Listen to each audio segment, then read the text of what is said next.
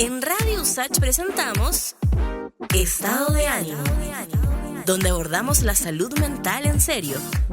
Estado de Ánimo, un programa para hablar, pensar y sobre todo, acompañarnos.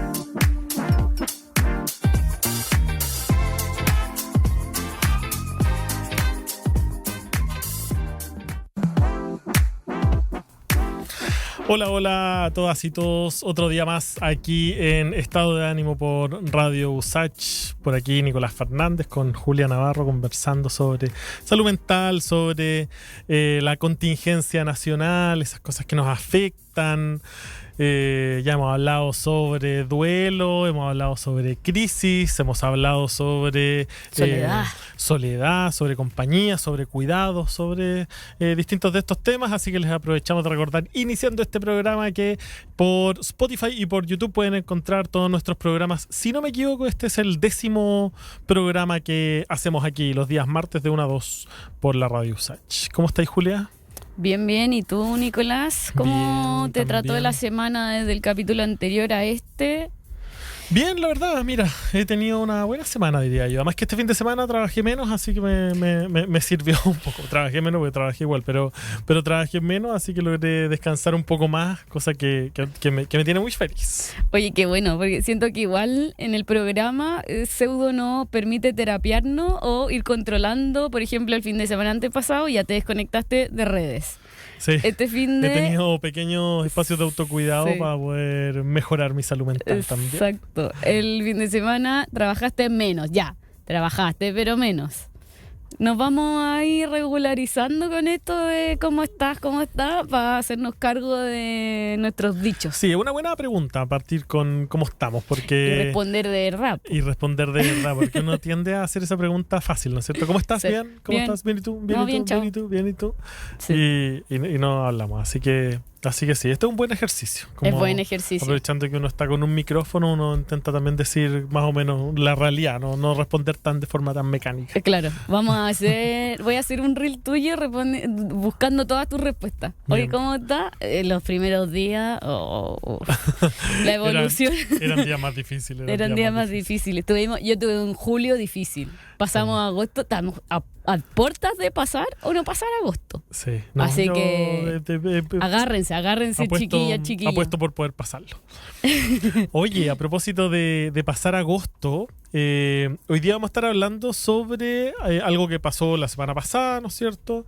En el partido de Independiente con Universidad de Chile en Argentina. Uh-huh. Me parece que todos podemos ya saber, fue una noticia bien mediática, hubieron hechos de violencia dentro del estadio que terminaron con el linchamiento público de hinchas de la Universidad de Chile dentro del estadio, en un lugar en donde se supone que uno debería estar protegido. Terminaron estos linchamientos con hechos de violencia muy, muy, muy, muy fuertes y que dieron de hablar durante toda esa semana. Uh-huh.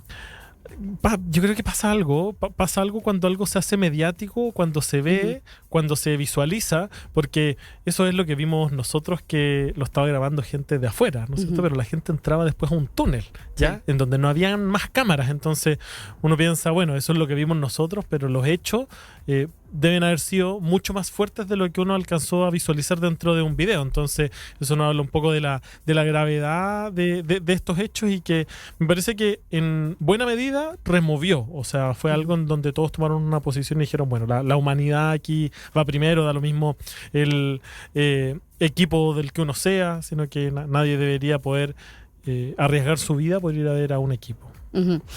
Hay un cruce ahí, ¿no es cierto? Lo hablábamos quizá en los temas de la seguridad en el trabajo, de cómo uno se predispone a ir a un evento que es de entretención, un espectáculo, ¿no es cierto? Va a haber deporte, el deporte tiene una ética, tiene un trasfondo moral, un cuidado, ¿no es cierto? Hay toda una filosofía detrás de lo que es como el espíritu competitivo en términos deportivos, que no es pasar a llevar al otro, ¿no es cierto? Y hay ahí quizás una contradicción en torno a qué es lo que pasa dentro de una cancha, con una rivalidad, que es una competencia, y cómo quizás el fútbol, de cierta forma, desde sus inicios, desde la fundación de lo que es un partido de fútbol, la rivalidad de una competencia, por escalar a quizás en estos tiempos, cómo quizás ha tenido injerencia el capital capital financiero, digamos, el capital financiero dentro de ciertos equipos, qué pasa con las ligas, qué pasa con también el discurso que cada equipo, cada fundación, cada escuela, ¿no? Ya sea argentina, brasileña, chilena, qué sé yo, europea, ligas europeas, esos discursos también, de cierta manera, también tienen el deber de llamar al hincha o de convocar al hincha, como qué responsabilidades hay ahí, si no hay responsabilidades.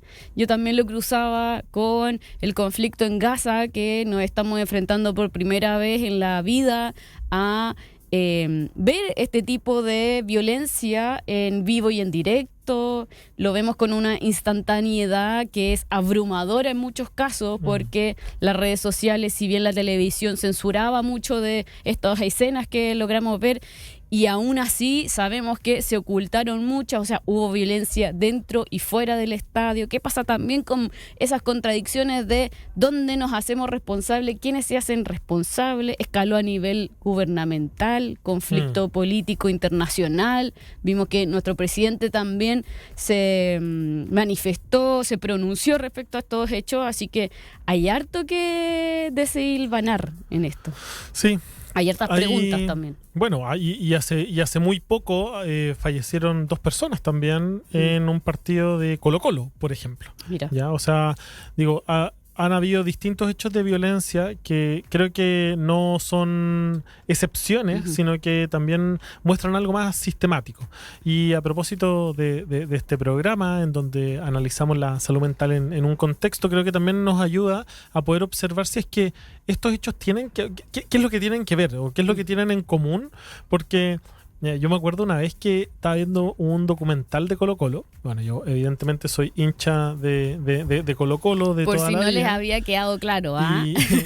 Y en un documental de Colo-Colo estaban, por ejemplo, afuera siempre queda, o había momentos, un poco menos ahora, pero siempre es un espacio de conflicto afuera, ¿no es cierto? En donde se expresan muchas cosas, ¿cachai? Se expresa la pobreza, se expresa el maltrato carabinero, hay muchas cosas que aparecen. Y en una escena había un hincha que estaba como tirando piedras, ponte tú, iba caminando con un palo, y alguien que estaba haciendo el documental le preguntaba, oye, pero ¿por qué? ¿Qué es lo que está pasando? ¿Por qué está siendo tan violento? Le preguntaba algo así. ¿Qué sucede? ¿Qué sucede? Le decía. Y viene y le dice como, bueno, pero es que yo podría manifestar esta violencia aquí, o la podría hacer en mi casa, o la podría hacer en otro lado. Como que de alguna manera él decía, aquí hay una rabia acumulada que no es solo del fútbol, sino que se expresa un poco acá, pero esto tiene que ver con las condiciones de vida, como que se tiraba un rollo más o menos así, como que al final la rabia tenía puntos de fuga y terminaba siendo un punto de fuga. Entonces, como cuando pasaban estas cosas, yo decía, bueno, pero algo tiene que pasar para que tú estés dispuesto a linchar a alguien al frente de 30.000, 4.000 personas y no te importe como la vida. Entonces yo me da la idea de que esto es muy relacionable como con el mundo en el que estamos viviendo. No creo que sea algo excepcional, ni que sea como un problema de las barras bravas, sino que no sé si te acordáis la otra vez que una persona como había casi asesinado a otra porque le tocó la bocina o no lo dejó pasar en auto, ¿cachai? Tenemos estas golpizas a conserjes de edificio porque, no sé, no dejaron entrar a alguien o le pidieron como unos papeles más en un condominio de Chicureo, si no me equivoco. Entonces, y hay varios más casos, el de no solo el conserjería, el tipo que también tuvo un conflicto con alguien por el modo en que lavaba loza, la vecina que tenía la música muy fuerte y también la asesinaron. Hay ahí una especie no solo de tubo de escape, sino cómo se manifiesta en el fútbol este escenario de catarsis o de legitimación, quizás incluso hasta de violencia. Bueno, si no es acá, ¿dónde?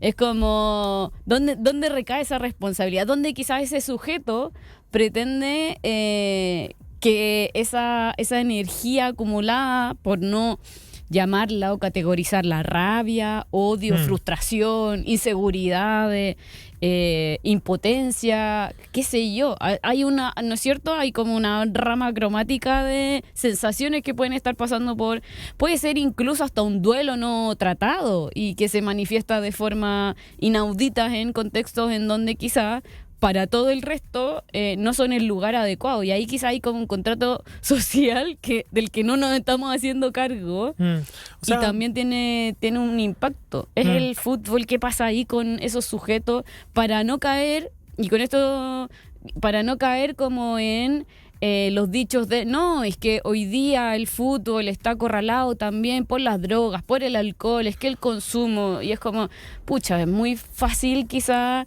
llegar y justificar con ciertos elementos que quizá no estamos haciendo cargo del problema real. Sí, yo no me compro mucho que como ocupar al fútbol y a las barras como un chivo expiatorio, ¿cachai? O sea, yo en general creo que las barras la menor proporción tiene hechos de violencia, ¿ya? Y yo creo que ahí hay un fracaso absoluto de Estadio Seguro, en el que no ha logrado incluir a las familias, a la comunidad, claro, a los hinchas que van a ver el estadio, que les interesa construir club social, que un plan de Estadio Seguro que está fracasado absolutamente y que no logró nunca llegar a lo que se esperaba, y era devolverle los estadios a las familias. Yo creo que la violencia que en los estadios es algo absolutamente menor, ¿ya? Entonces me parece que es muy fácil como caer en el chivo expiatorio.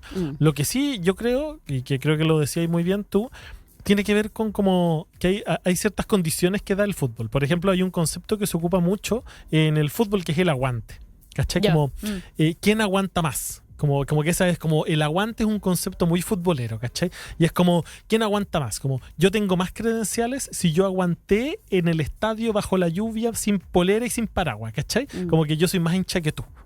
Y como que eso refleja también como la pasión que yo siento como por mi equipo, ¿cachai? Entonces, en general, como que el aguante es un concepto que está muy, muy en el fútbol, en la barra, y normalmente tiene que ver con un aguante no simbólico, sino muy material. Tiene que ver con cuánto yo puedo aguantar, cuánto mi cuerpo puede aguantar. Si vamos a jugar a Brasil, yo me voy a ir en bus, porque yo ahí aguanto más, ¿no es cierto? Aguanto más hambre, aguanto más, y tiene que ver como con esas ideas.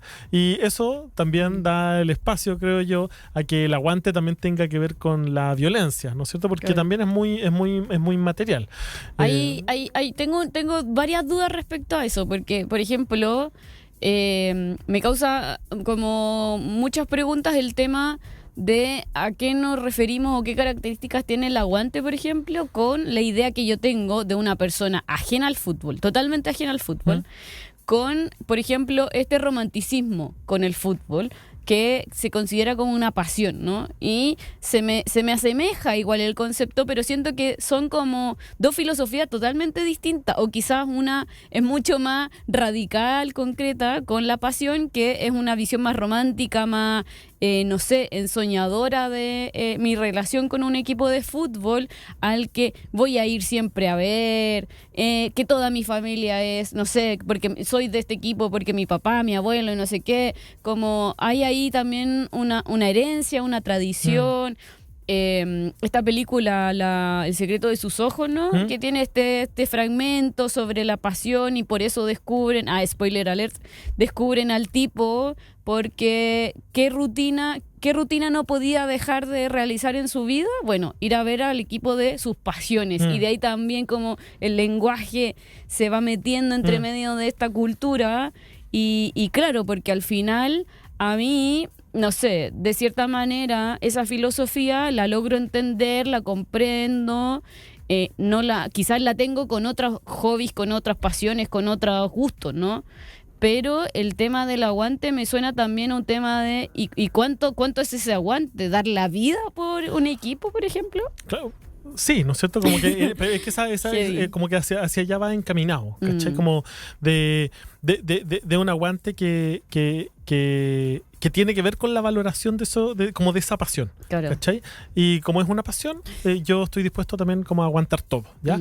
Ahora, esto es algo que estoy describiendo, no es algo con lo que yo esté de acuerdo, ¿no es cierto? Claro. Propiamente tal, porque también tiene, el aguante es muy machista también, ¿no es cierto? El aguante, por ejemplo, había unas compañeras de la Universidad de Chile decían como que estuvieron como conversando un poco sobre como los tratos en las barras y todo, como a raíz del feminismo, y por ejemplo los hombres decían que ellos eran los que tenían que estar arriba de las rejas, no las mujeres, ¿ya? Porque ellos eran los que podían aguantar más eso, ¿cachai? Como que tiene ciertas lógicas así. Al final todo se traduce en que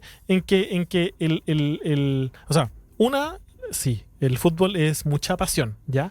Y yo creo que es algo súper difícil de poder entender como para la gente que no siente esas pasiones, o la puede entender en relación a otras pasiones, porque al final el fútbol propiamente tal no es solo como ver a alguien jugando a la pelota, sino como son todas esas cosas que pasan entre medio. Yo participo harto del Club Social y Deportivo Colo-Colo, y hay mucha gente que es parte del club y que no le interesa mayormente el fútbol propiamente tal, ¿cachai? Ni las estrategias, ni el defensa. O el resultado, quizá. Y el resultado es algo más aledaño a todo lo que se construye en relación a un espacio de unión, ¿cachai? El Club Social y Deportivo Colo-Colo es el club social más grande de Chile. No hay ningún club social de ninguna rama, de ningún área, que tenga más socios que Colo-Colo, por ejemplo. Y eso es algo súper bonito cuando hablamos de sociedades fragmentadas, por ejemplo, que no tienen capacidad de generar comunión, ni unión, ni discusión. Acá tenía un club que sí lo logra, ¿ya? Entonces, ese tipo de cosas tienen que ver también con las pasiones, creo yo, ¿ya? No es solo como esta pasión irracional que te lleva como a tirarte una micro o a hacer cosas como locas en ese sentido, sino también tiene que ver con como una pasión que tiene que ver como con la unión. Me acuerdo haber visto, por ejemplo, cuando chico, familias completas que viajaban todos los fines de semana a ver a Colo-Colo a donde fuera, y eso tenía un poco que ver con esa pasión.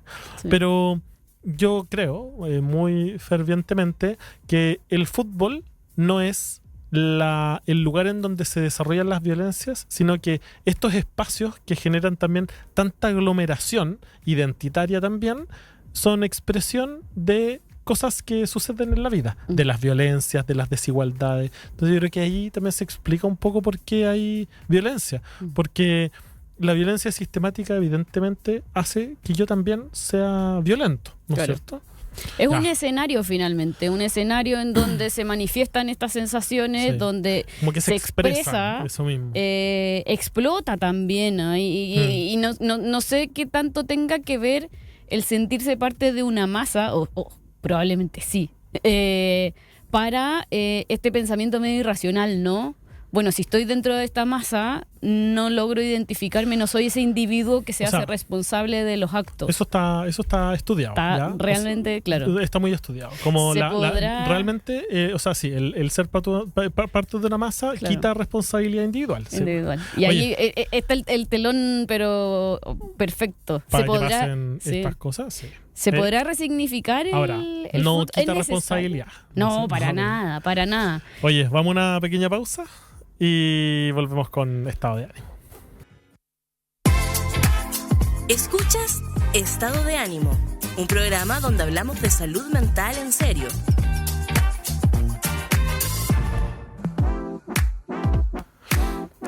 Fútbol y salud mental y la sociedad y Colo-Colo. Multitudes, pasiones. Altos temas que hemos tocado ahora en este momento. Ahora me preguntabas tú una duda que tiene que tienen muchas personas. Sí, o sea, toda persona ajena al fútbol, y tú me decías que hasta dentro del fútbol. Lo voy a explicar súper rápidamente. Sí, ¿no es que porque finalmente ya uno ve fútbol, qué sé yo, están los equipos, está esta empresa detrás de, uno sabe todas las copas, qué sé yo, todo el merchandising, marca. Sí. Pero ¿qué es un club social? Porque a mí, no sé, por ejemplo, yo que tengo familia en el campo, el club social para mí es un equipo chico que está en segunda, tercera división, y se le llama muy club social porque finalmente lo mantiene la gente y está autofinanciado muchas veces, y lidian como con el mérito de la autogestión. Pero en un equipo grande, ¿qué es un club social? Exactamente lo mismo, ¿ya? El punto es que hace algunos años, ¿no es cierto? Unos 24 años, ¿no es cierto? O 25 años, las sociedades anónimas se apoderaron del fútbol profesional, ¿ya? Entonces, ¿qué es lo que se hizo? Se hizo quebrar a todos los equipos, ¿ya? Entonces, los equipos... Quebrar financieramente. Entonces, los equipos eran clubes sociales, o sea, era un club de fútbol, por ejemplo, Colo-Colo, Club Social y Deportivo Colo-Colo, ¿no es cierto? Ese es el nombre del club que era el club, todo el club. Colo-Colo. Históricamente. ¿Ya? Eso es Colo-Colo, ¿ya? El punto es que en el 2001 se hizo quebrar a Colo-Colo, ¿ya? Entonces, ¿qué fue lo que pasó acá? Es que hicieron que entrara en un conflicto, ¿no es cierto? Colo-Colo, ¿no es cierto? Perdón, no el 2001, ya no me acuerdo qué año era.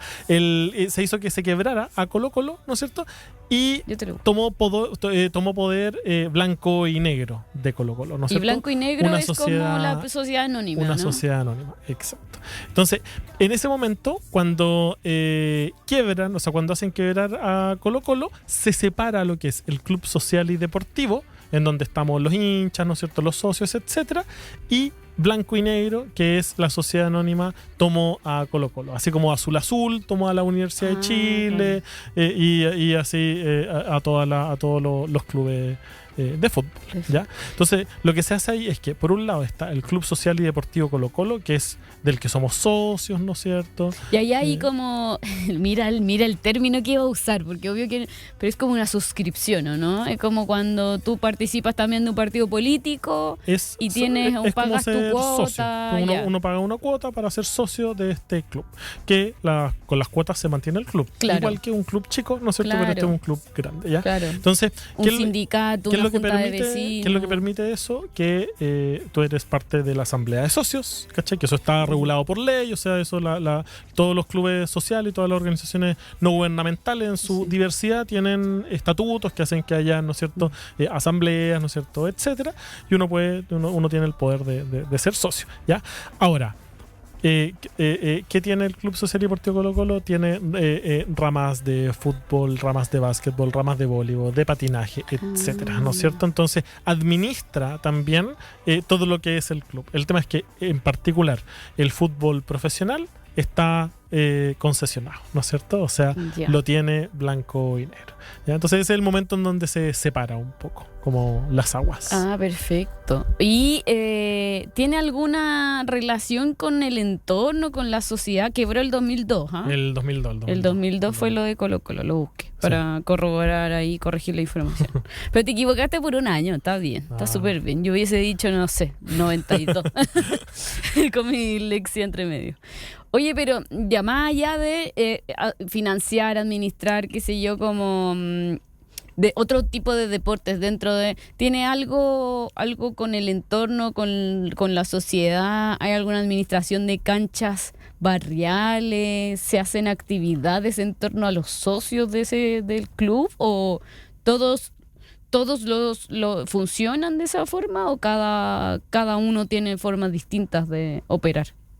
De los clubes sociales. No, todos funcionan de manera distinta, porque cada uno tiene su identidad, cada uno tiene sus metodologías, sus formas, sus prioridades, sus jerarquías. Ajá. Entonces, yo creo que eso es algo muy lindo de ver, porque normalmente aparece el fútbol, por ejemplo, cuando hay un linchamiento público. Claro. Aparece el fútbol cuando mueren 2 personas intentando entrar al estadio a ver a su equipo. Aparece el fútbol cuando se vincula a las barras con el narcotráfico. ¿Cachai? Como que todo el rato aparece la hinchada en esos momentos. Pero cuando está la Navidad colocolina, que logra darle desde el Club Social y Deportivo, por ejemplo, una Navidad con regalos, con actividades, a muchísimas niñas y niños, ya no aparece. La asamblea, ¿te acuerdas cuando se hicieron cabildos abiertos el proceso constitucional? Sí, en el primero, ¿te acordáis? Sí. El cabildo más grande fue el que hizo Colo-Colo en el Estadio Monumental con el Club Social y Deportivo que lo hizo, ¿cachai? Entonces, yo creo que igual es bueno, como cuando están estos dramas importantes de violencia que se ven, también mostrar la otra cara de la organización social y comunitaria que está todos los días, ¿ya? Yo creo que eso igual es algo importante, como un punto político de no caer en ese chivo expiatorio de hay que eliminar las barras, o etcétera, sino que también hay puntos súper importantes acá que que demuestran unión, que van un poco en contra de lo que estamos acostumbrados. Sí, porque a mí una de las preocupaciones más grandes que me pasa siendo ajena es también el discurso alarmista, ¿no? Que es como, bueno, entonces, sí, quizás el plan Estadio Seguro no funcionó, pero entonces, ¿y cómo? Y ahí vuelve la incertidumbre, ¿no? Entonces ¿qué?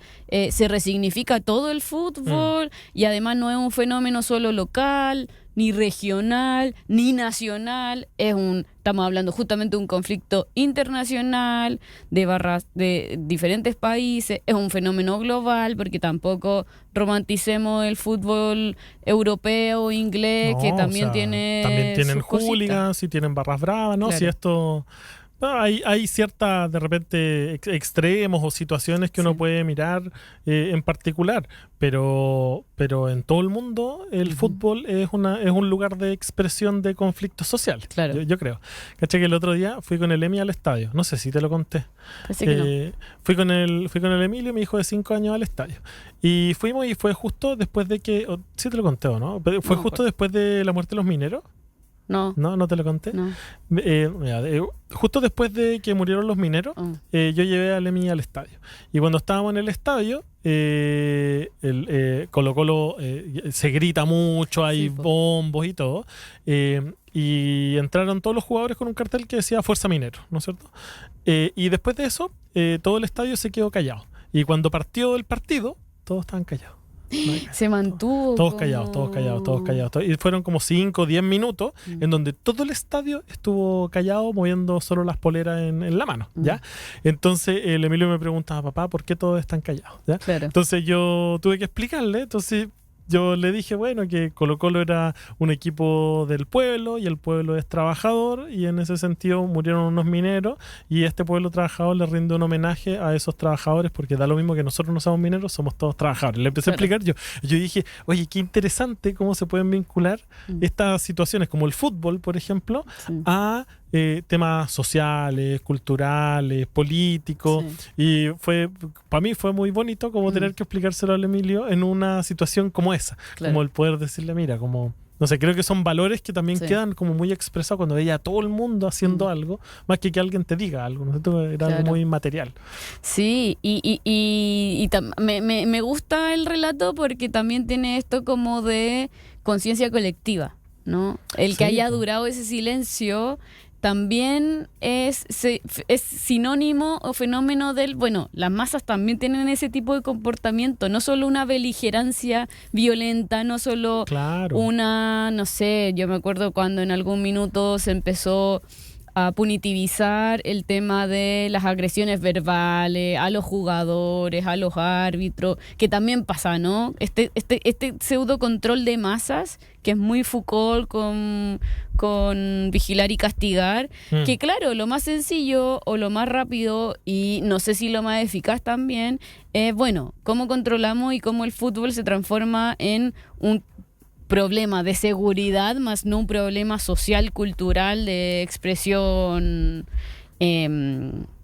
político-social, de malestar quizá, de frustración, de impotencia, que tiene que ver también con otros escenarios, no más sociales, como el que, no tenga atención en salud, y si esa gente en algún momento se vuelve masa, o yo me he visto en situaciones en donde el metro no pasa y se atrasa, y nos juntamos en el andén, y nos aglomeramos en el andén, y basta con que uno empiece a silbar, y parece que hay otro por allá que empieza también, pero es esa masa media titubeante porque no nos une nada más que estar todo atrasado.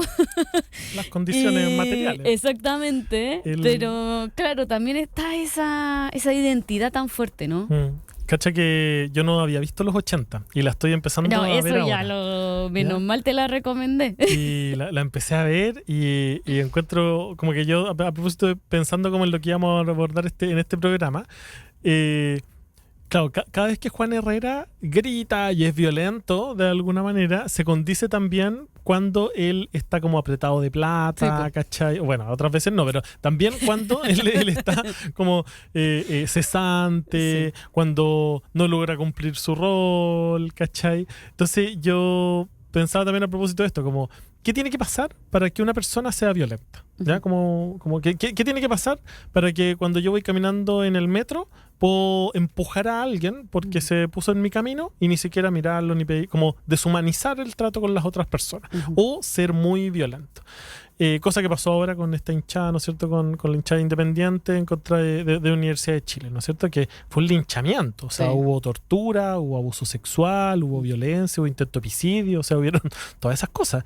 Que supera un poco el discurso del que hablábamos anteriormente del otro, ¿no?, de esta otra edad, porque finalmente no hay espíritu futbolero en tratar al rival de esa forma. No. O sea, ahí estamos hablando de una violencia asesina, ¿no es cierto? Sí. O sea, no hay otra forma, ¿no? Es como, no sé, yo creo que hasta cuando se intentan como quitar lienzos, uno podría entender, ya hay una lógica que uno puede estar en desacuerdo, pero que la entendís como en esta rivalidad de fútbol. Acá era matar a las otras personas, o sea, no había ningún ni una otra gana más que matar, ¿no es cierto? Pero pensaba un poco como a propósito de esto de Juan Herrera, ¿no es cierto? Como y cómo está así. Yo decía, bueno, también hay ciertas condiciones de base o sociales que uno tiene que a uno le permiten también de repente tener como esta desafección con la gente. ¿Ya?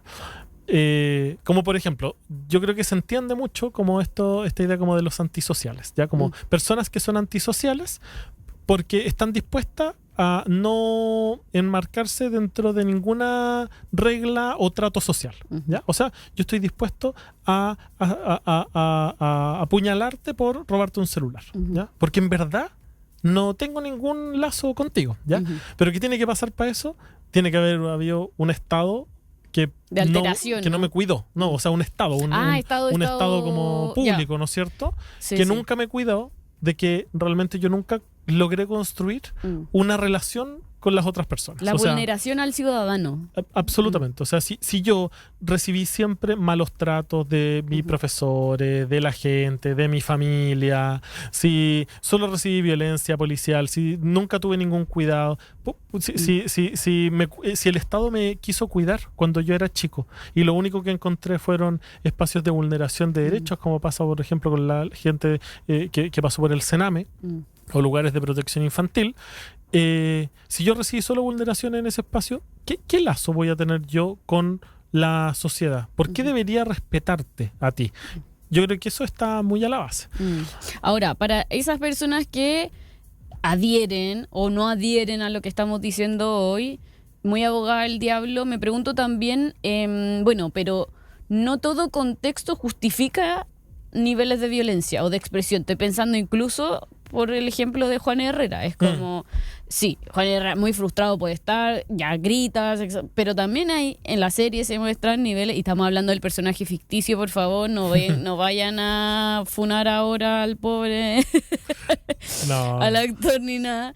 Pero hay una escena clave, ¿cierto? En donde él, claro, es violento. No he terminado de verla, así que no me podéis contar. Ya, es violento con X persona. Entonces, de manera física. Entonces también es como, ¿qué pasa con esa persona que evidentemente te está preguntando, bueno, Nicolás, pero no podemos justificar tampoco la violencia? No la estamos justificando, pero necesito esa respuesta de ¿cómo nos relacionamos entonces cuando no hay justificación para esos tratos? No, que yo creo que ninguna expresión de violencia es justificada. ¿Ya? No, ninguna. Dejarla clarísima. No, ninguna. Ni siquiera cuando el Estado te ha maltratado es justificado. Yo lo que creo es entendible. Y yo creo que eso sí es importante, como entender las causas de por qué suceden las cosas. ¿Cómo llegamos hasta algún momento? Yo creo que depende de causas, y yo creo que para poder frenarlas socialmente hay que abordar esas causas. Eso no significa justificar. Una persona que delinque tiene que tener las penas de lo que implica delinquir. O sea, yo creo que eso es. Si una persona es violenta con otra, tiene que sufrir las consecuencias de sus actos, ¿ya? Pero otra cosa que yo creo que ahí no es justificable, otra cosa es ir abordándolo. Y por eso yo creo y estoy convencido de que, por ejemplo, cuando vemos discursos violentos, por ejemplo, yo creo que siempre vamos a hablar hoy día de las campañas políticas porque nos dan mucho material como para estas expresiones, pero cuando vemos discursos violentos por parte de candidatos, yo creo que se exacerba también la violencia en la sociedad. Cuando vemos posiciones polarizantes, pero que no tienen que ver con posturas programáticas, sino que tiene que ver con odio, ¿no es cierto? Cuando tiene que ver con una exaltación de los discursos en términos como de las medidas, ¿no es cierto? Y del tono, yo creo que también se exacerba el maltrato y la violencia en nuestra sociedad. Yo creo que eso también hay que tenerlo claro, como me parece que el oportunismo político de hoy día da como para que eso esté sucediendo, ¿ya? Sí. Cuando tenemos como tratos como Milei, ¿no es cierto? O su símil acá, que es Kast, ¿no es cierto? Me parece que de alguna manera se empiezan a validar esas cosas. Y cuando se valían en la política, me parece que también se terminan validando a lo largo de toda la sociedad. Sí, de hecho yo incluso iría mucho más allá.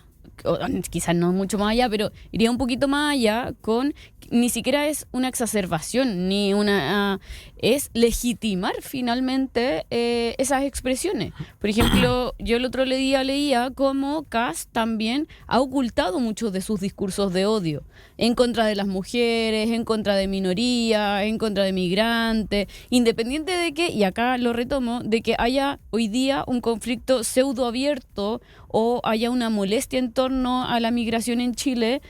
Parte de toda esta conversación es, bueno, si identificamos estas causas, abordémoslas, pero no de las formas en las que nos están proponiendo ciertas figuras hoy día que finalmente vienen a acentuar el problema, no resuelven el problema. Y ahí es donde, bueno, nosotros como persona, no sé si responsable frente a nuestro discurso, nuestro quehacer, qué sé yo, independiente de eso, si vamos a apelar por una dignidad, por un discurso, lo hablábamos en el programa anterior, de un diálogo de una comunidad de dialogante que pueda resolver los conflictos. De hecho, de ahí voy a recomendar un libro en frente al pensamiento de los acuerdos. Cuando tengo un conflicto, es muy fácil ser Kast en este ejemplo, o Milei, o qué sé yo, y salir a, no sé si realizar un llamamiento a continuar con esa violencia, pero no hay una propuesta, no hay herramientas, y existen esas herramientas. Sí, absolutamente. A propósito de eso, bueno, yo seguí revisando o he estado muy atento a las propuestas de los distintos candidatos. Y estoy convencido de que, revisando las propuestas, ¿no es cierto? Estoy convencido de que la única candidata que en este momento está abordando de manera fuerte y potente la salud mental es Janet Jara. Cuando vamos a ver, por ejemplo, los distintos programas que tienen que ver con lo que estábamos hablando ahora, vemos que, por ejemplo, hay propuestas de postnatal, de parental, por ejemplo, reducción de la jornada laboral a 40 horas también para el sector público, mejoras en el trabajo, sustentabilidad en la economía, pero además formas de poder acceder a la salud mental fortaleciendo el sistema público de salud. Yo creo que todas esas cosas, cuando abordamos como la integridad de las personas, sí logramos avanzar en poder, por ejemplo, tener mejores índices de violencia, ¿ya? Y que no sea la violencia lo primero que nos suceda o la primera respuesta cuando tenemos situaciones de crisis, que yo creo que cuando se exacerban estas situaciones sí aparecen de una manera mucho más rápida. Entonces me parece que cuando tenemos candidatos que abordan de manera más integral la salud de las personas, yo creo que tenemos una candidata como Janet Jara que aborda la salud mental de una manera seria, compleja, integral, y que hasta el momento es la única candidata que está abordando esta materia. Es interesante, reconfortante saber y que alguien se está haciendo cargo de un tema que hemos ido desmitificando también capítulo a capítulo, de que es importante hay elementos para que sea relevante, para que se tome el discurso público, ¿no es cierto? Sea un tema cotidiano, sea un tema familiar, colectivo, laboral, etcétera, etcétera. Así que me parece muy relevante para que todas y todos también estemos atentos de aquí a las próximas elecciones, a los conflictos diarios, a cómo también repensamos nuestro quehacer diario, nuestro relacionamiento con el entorno. Me parecen fundamentales. Sí, absolutamente. Hagamos una pausita. Vamos a una pausa y volvemos con Estado de Ánimo. Cuando Chile piensa, ¿cómo se siente? Estado de Ánimo por la 94.5 Radio USACH. Estamos de vuelta con Estado de Ánimo, ya con nuestra última sección. Todos los programas de Estado de Ánimo terminamos recomendando algunos libros a propósito de los temas que vamos abordando. Así que, Julia, cuéntanos qué libros tenemos para este programa. Para este contexto, mira, la verdad es que tengo 2 recomendaciones, no, 3. Más allá de lo que ya mencioné, que es Vigilar y Castigar, que es un imprescindible a esta altura, sobre todo cuando estamos hablando de violencia, de conflictos, de cómo el Estado se logra relacionar con no solo el conflicto de masa, sino con el individuo, las resoluciones más rápidas que se han dado a nivel histórico, incluso a nivel global. Yo creo que ahí, bueno, entre la gente que ya leyó a Foucault y quienes no lo han leído todavía, puede ser un poco, digamos, denso de leer, pero incluso hay muchos artículos, se pueden apoyar en ChatGPT para leerlo, y me parece que incluso está en estas versiones de Foucault para principiantes, que son una colección muy hermosa de libros para quienes también tienen como esa hambrita teórica por algunos intelectuales, pero no son humanistas o no les gusta leer tanto, ni se van a leer la obra completa. Bueno, ahí tienen también una ventanita para interiorizarse. Hay 2 libros de Galeano que quisiera recomendar. No los tengo acá, la librería se nos agotaron además, así que ni siquiera pude sacar de ahí ejemplares. Que hablan a propósito del fútbol. Galeano en general, al igual que Sacheri, escritor argentino, tienen una cultura futbolística muy grande, muy Sí. grande. También hay otros escritores que también han escrito muchísimo sobre este deporte que mueve masa. Hay varios también escritores ingleses que han escrito sobre esta pasión que mueve multitudes, y yo quisiera, bueno, recomendar, más allá de lo que puedan encontrar de Sacheri, El fútbol a sol y a sombra de Galeano, que es un libro que justamente habla de esta pasión sobre este deporte que es muy latinoamericano además.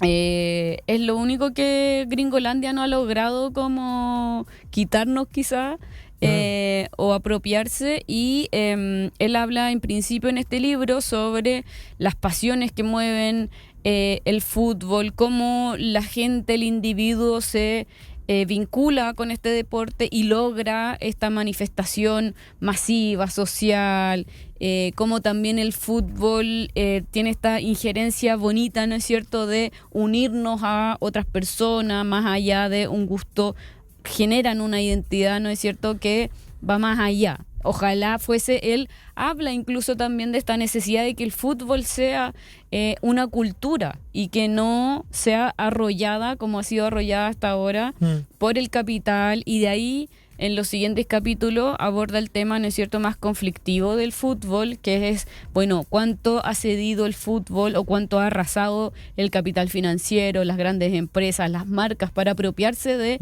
esta cultura que nació muy de la tierra, de las tradiciones, de lo colectivo, de cómo las familias se relacionan con este deporte, de cómo los equipos incluso a la interna tienen una relación muy familiar. Él habla de que, bueno, los futbolistas y todo deporte colectivo, no individual, también genera esa comunidad. Los futbolistas en sí generan esto de la familia, las amistades dentro, este funcionamiento más técnico incluso, que para mí es muy ajeno, pero al leer el libro también te da luces de cómo se entienden, ¿no? Estos jugadores adentro de la cancha, solo con mirarse, señas, más allá de la técnica, más allá de que sea un deporte que requiere mucha preparación física, mucha técnica, de que también hay un entrenador que te dice cómo jugar. Bueno, hay ahí un diálogo interno, hay un lenguaje que ellos, del que componen y van logrando atravesar en esos 90 minutos de partido. Y bueno, también como eso se expresa a nivel de hinchas, de esta efervescencia que logra, ¿no es cierto?, la fanaticada. Es un buen libro, más allá de Cerrado por Fútbol, que es el otro título, en donde es un poco histórico sobre el fútbol, a quienes quisieran ahí abordar un poco de, bueno, y de dónde sale el fútbol, qué surge, cómo se desarrolló, en qué países tiene más o menos expresiones. Ese es un libro un poco más histórico, más cultural también. Habla sobre el fútbol en torno a cómo se ha ido vinculando para lograr identidades, no sé, nacionales, por ejemplo, regionales, qué relaciones tienen, ¿no es cierto? Porque hay una identidad ahí territorial muy marcada que se ha ido perdiendo. Pero en el título anterior, El fútbol a sol y a sombra, que le mencionaba a Nicolás, ahora entendí el título, como a todas. Habla sobre los conflictos y me parece que también fue pseudo visionario cuando lo escribió, porque son muchas de las problemáticas que se están viviendo hoy día, la relación de la violencia con el fútbol, cómo se manifiesta, cómo se ha perdido también eso social. Me parecen dos lecturas muy imprescindibles para este tema en particular, para el contexto, y como es Galeano también, muchos de sus temas, por muy específicos que sean, son también una especie de caja de resonancia para asimilarlo a otros conflictos, para también evaluarnos a nosotros mismos, como en las venas abiertas de América Latina, el proceso colonial, como también hay ahí una identidad local, geográfica, social, mucho más allá de lo que es una pasión que muchas personas pueden individualizar. Y de ahí la deshumanización de la que estábamos hablando antes. Y a propósito de esa deshumanización y de los conflictos, quisiera recomendar este libro de Christian Palox. No sé si lo estoy pronunciando bien, porque es francés el de origen. Estudió en Columbia y sacó su doctorado en filosofía, que se llama Re/Evolución en la teoría general de resolución de conflictos. Es un libro, mira, a mí no me costó leerlo ni nada, no es un libro introductorio tampoco de filosofía, porque tiene mucha metafilosofía, es como habla de mucho filósofo y de muchas teorías. De hecho menciona a Hegel, de la importancia de retomar a Hegel en base a el tema de cómo nos relacionamos al abordar, o a la necesidad de hoy día de abordar un conflicto, que para que surja un conflicto son dos personas, y cómo hoy día la evolución, la modernidad del hombre, ya sea por el modelo al que quisiéramos adherir. Yo adhiero que el modelo neoliberal nos ha individualizado tanto que más importa mi opinión y mi visión y mi verdad que la del otro. Pero cuando entramos en conflicto, esa verdad y mi visión, ¿no es cierto?, tiene que entrar a un acuerdo con el otro. Y eso es lo que se ha perdido en la resolución de conflictos. Entonces es un libro fundamental, yo diría, para vernos hoy, para evaluarnos, para hacer un mea culpa social a partir de la filosofía, a partir de cómo la sociedad y la civilización también ha perdido esas capacidades mínimas de establecer un diálogo abierto con el otro. Es muy interesante, no es largo, no es extenso, y de todas formas está concebido para que lo puedan leer masivamente. No es un libro denso ni teóricamente intelectual. Editorial Cuarto Propio, sin sponsor, de verdad que lo leí y me gustó. Recomendación sincera. Otro libro más que no he leído que entra a mi lista de libros de deseos. Sí. Oye, bueno, llegamos al final de este capítulo. Recordar redes sociales, pueden, bueno, seguirnos en Instagram, a mí, un Psiconico, a la Julia J. Navarro con una P al final, y estamos, bueno, todos los martes de 1 a 2 por Radio USACH aquí en Estado de Ánimo, y pueden también escuchar los capítulos anteriores por Spotify y por YouTube. Así que, bueno, terminando este tema tan relevante que tocamos hoy día, que tiene que ver con la violencia en los estadios, pero como esto tiene que ver también con la expresión de esa violencia que parece también estar en otros lados, y que los orígenes de esto tienen que ver también más con un esquema social que estamos teniendo, y que en estas elecciones tenemos que ver también el tono de las propuestas, la discusión programática, y que yo creo que hay las candidaturas que también nos aseguren una mejor vida, también yo creo que nos van a asegurar también mejor o menos violencia en ese sentido. Así que, bueno, nos estamos viendo y escuchando la próxima semana por Estado de Ánimo. Así que nos vemos ese día, Julia. Y gracias por las interacciones que hemos tenido. Hasta el próximo capítulo. Chau, chau. Que esté muy bien.